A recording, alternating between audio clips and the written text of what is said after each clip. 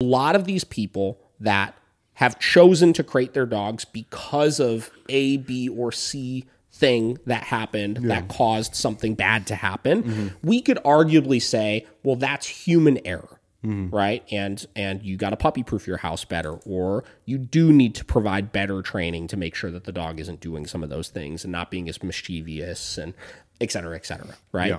We could argue that end of the spectrum. The other option is, or the other side of the conversation is the people that are saying that those things that are saying exactly that, right?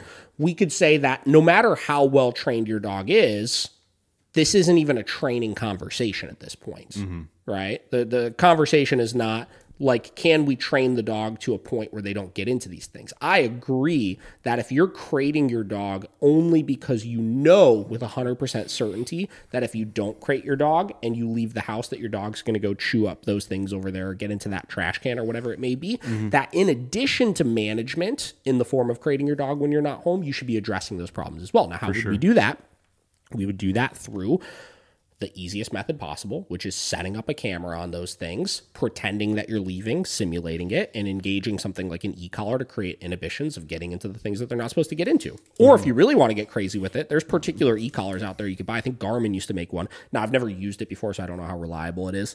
But Garmin makes one that had basically little hot spots, right? That they would have like 3 little things. And basically you could set those things in particular locations, like one in your trash can, one on the counter, one whatever here, one there, like one under your Christmas tree. That sets a proximity sensor that doesn't let the dog get into it. So it creates like invisible fences around your stuff in your house, right?